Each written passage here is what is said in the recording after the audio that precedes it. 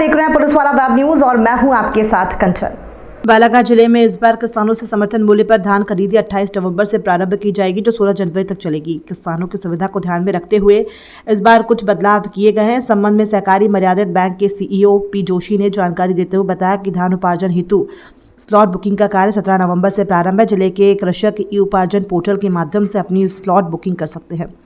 इसके साथ ही धान उपार्जन हेतु स्लॉट बुकिंग में कृषक को अपनी धान विक्रय करने की तारीख एवं विक्रय केंद्र का चयन करना अनिवार्य होगा। कृषक को स्लॉट बुकिंग के दिन या दूसरे दिन अपनी धान को उपार्जन केंद्र लाना होगा। इसकी अधिकतम समय सीमा 7 दिन तय की गई है। स्लॉट बुकिंग दिनांक से 7 दिवस के बाद कृषक की धान का तौल और खरीदी किया जाना संभव होगा। स्लॉट बुकिंग करने हेतु Aadhaar card, bank passbook, mobile number आवश्यक दस्तावेज देने होंगे। कृषक जिस दिन अपनी धान उपार्जन केंद्र लाने में समर्थ हो उस दिन या अगले दिनों का चयन कर सकता है। धान विक्रय केंद्र में कृषक अपनी सुविधा अनुसार धान उपार्जन केंद्र का चयन कर सकता है। अनुमानित धान उपज की मात्रा प्रति एकड़ कृषक को स्लॉट बुकिंग करते समय अपनी फसल का अनुमानित उत्पादन दर्शाना होगा। सर, आपका परिचय बताएं। मैं पी जोशी, प्रभारी मुख्य कार्यक्रम अधिकारी, जिला सहकारी केंद्रीय बैंक मर्यादित बालाघाट।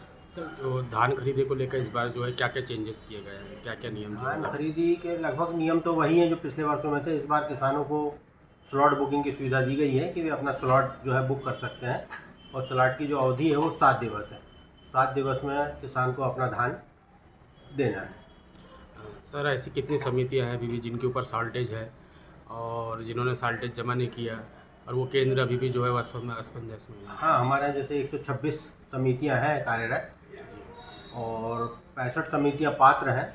शॉर्टेज की राशि 25 समितियों के द्वारा अभी तक जमा कर दी गई है और शासन को प्रस्ताव भेजा गया है, तो वो 25 समितियों के भी जो है वो उपार्जन केंद्र प्रारंभ होने की संभावना है। बाकी जो सर जो 40 बाकी जो समितियाँ बचेंगी करीब 30-32, उनमें शॉर्टेज की राशि ज़्यादा है तो संभवतः वो जमा नहीं कर पा रही हैं, लेकिन प्रयास जारी है कि वे भी राशि जो है संबंधित कर्मचारी से वसूल करके जमा कर दें।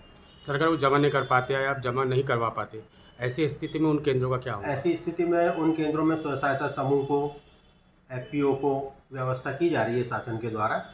लगभग सभी केंद्रों पर धान खरीदी शासन के द्वारा की जाएगी।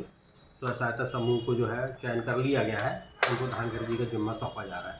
सर, विगत वर्ष जो है कुछ स्व सहायता समूह को जो है धान खरीदी दी गई थी, तो कुछ ऐसे भी समूह सर उन्होंने कि उनके ऊपर भी शॉर्टेज आया था और उन्होंने भी जमा नहीं किया है।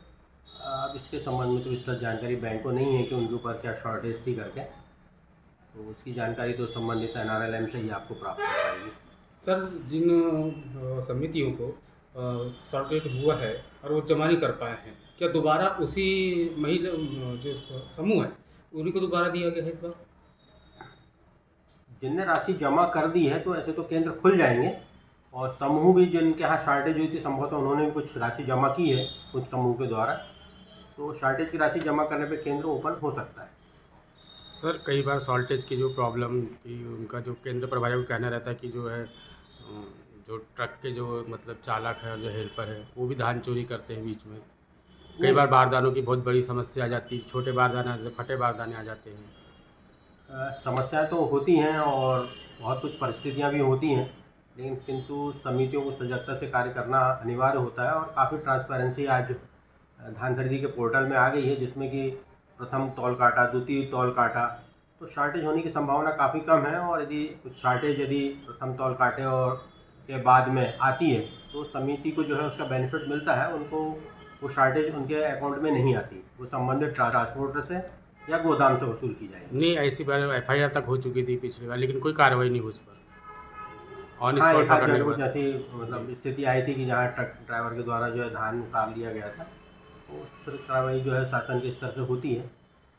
वो हो नहीं पाई सर अभी तक कोई कार्रवाई। इसके संबंध में कुछ बहुत सर, एक प्रासंगिक जो व्यय जो आपके द्वारा दिया जाता है समिति को, उसको लेकर भी बड़े असमंजस कि इतना कम व्यय दिया जा रहा है कि वो उसमें पूर्ति नहीं कर पा रहे हैं। उपार्जन नीति में बिल्कुल स्पष्ट निर्देश है कि 31 रुपये प्रति कुंटल की दर से जो है इनको प्रासंगिक व्यय कमीशन की राशि प्राप्त होती है और उन्हीं खर्चों के अनुरूप जो है इनको खर्च करना होता है, लेकिन परिस्थितियां होती हैं कि खर्च इनके ज़्यादा होते हैं। लेकिन इस वर्ष जो है वो प्रासंगिक व्यय कमीशन की राशि समितियों को प्राप्त हो गई है, शीघ्र उनके खातों में डाली जा रही है।